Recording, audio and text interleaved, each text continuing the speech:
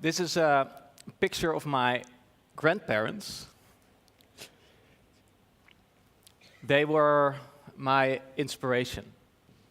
They were survivors of the Holocaust, where they literally lost everything. Their spouses and their whole families were murdered, but amazingly, despite the horrors of their past, they always kept a very positive outlook on life. They were never resentful, they worked hard, tried to enjoy every day, and they were great grandparents for me and my brother Michel. I could not imagine myself enduring a single day in the camp, so I remember as a kid asking my grandfather, "How did you survive 5 years of war?" And he said, "Well, we just wanted to live. We didn't know it was going to take that long, but we just tried to last one day at a time." My grandparents both passed away in the same year, in 2002, and this team picture was also made in 2002, and it was the year that I lost everything.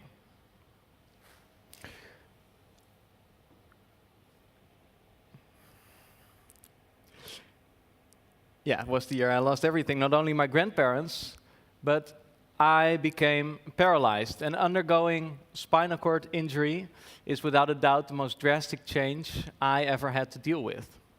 I had a lot of grief and sadness, mostly in the beginning, but it also showed me a side of me I never expected. I got to experience the most impressive survival skill in human nature, the ability of body and mind to adapt to new circumstances. And that is the story I would like to share with you this morning. I was 25. I loved sports. I was a goalkeeper. I had worked my way up from the 12th team to the first team of my club. I had great reflexes. Making spectacular saves was what made me tick. And then one day, on the soccer pitch, I felt a strange feeling in my left leg, and I felt a pain in my back. And a little later, I discovered I had a tumor in my spinal cord that was pressing against my nerves, and it had to be removed. So a few days before Christmas 2002, I went to the hospital and I was operated. Well, the tumor was successfully removed, but fortunately, after one of the operations, a bleeding occurred, which left me paralyzed from my chest down. I couldn't feel or move anything.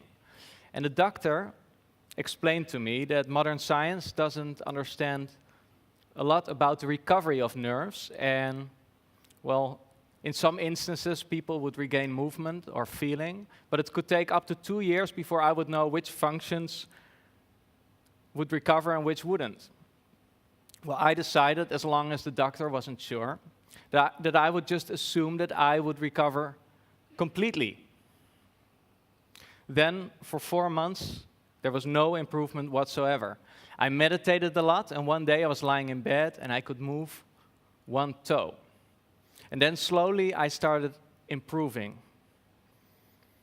I could move my leg a little. A little later I could stand up and even take a few steps. Training for me became a full-time job. I would go to the rehab center every day and train the whole day. And I did that for 4 years. I worked hard as if my life depended on it, and in a certain way it did, because I was convinced that my life would only be worth living if I would walk again and play football. I had to relearn everything, not only walking, but also taking care of myself, getting dressed, going to the bathroom, driving my car. I had a lot to deal with, but I did as my grandfather had taught me. I took it one day at a time. On good days, I could walk for 20 meters, and then suddenly my legs would stop, and the trainer had to rush with my wheelchair so I could sit back down again. And as the years went by, improvement in walking came slower and slower. But my wheelchair skills, they became better and better. Walking was so tough for me that I actually was glad when I sat back down in my wheelchair. And the same distance that just took 10 minutes for me to walk, I could ride back in my wheelchair in 10 seconds. the more I used my wheelchair, I noticed that my body was transforming. My chest, my shoulders, my arms, they would grow because they became my power of moving me around. And moving around in my wheelchair became a completely unconscious process. I didn't have to think about it. I analyzed my situation. I had my accessible home. I was independent. I could take care of myself. I was working. Sometimes I was dating. I had my manual car that I could drive around in. Actually, I had my life back. The only thing that was holding me back was that I used so much of my time to train to walk again.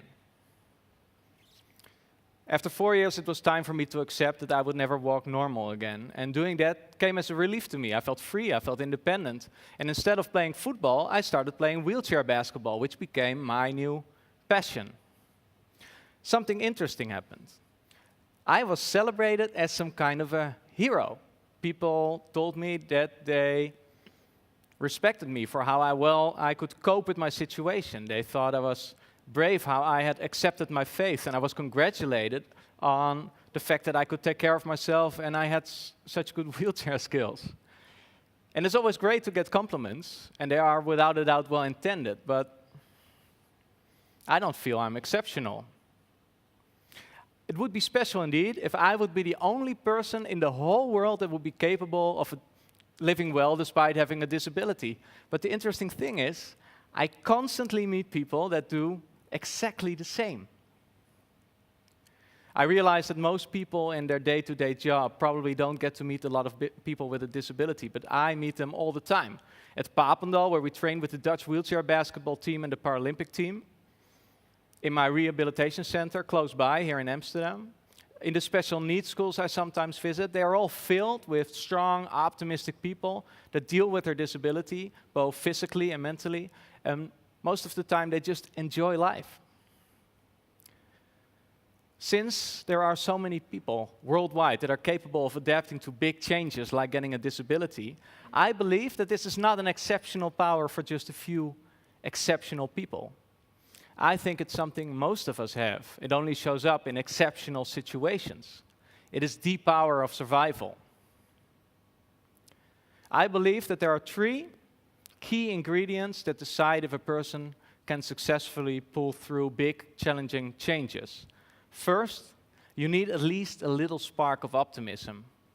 You have to believe in a positive outcome. You have to trust that one way or another you'll end up fine, even if the pursuit of your initial goal will bring you to a different destination. Second ingredient, time and effort. You have to put in energy, otherwise nothing will happen. And then last but not least, number 3, the support of others. I would not have recovered if it wasn't for the help of my friends and family that took care of me when I couldn't do it myself. I'm thankful to them and also to my team of trainers, physiotherapists, and doctors. With these 3 factors, optimism, time and effort, and the support of others, I am convinced that every person has a huge capacity to adapt to extreme circumstances. You only discover how much of it you have when such a situation demands it from you. And change will come to you, because change is an inherent part of life, and so is adversity. But what if, instead of waiting for this life-threatening, exceptional situation to occur to you, you would use your power of adaptation when you're still safe and healthy? Not to survive this external threat, but to achieve an exceptional goal that you set yourself.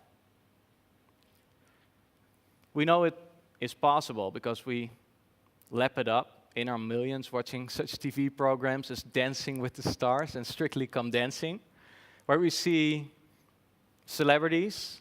They start out as beginners, and then in just a few months' time, they are dancing like professionals. They use these same 3 ingredients. They have optimism, otherwise they wouldn't have signed up. They put in time and effort. Their agendas are punishing, nothing but training all day, every day. And 3, they have the support. It's always high-skilled professionals teaching them, with them, all the time.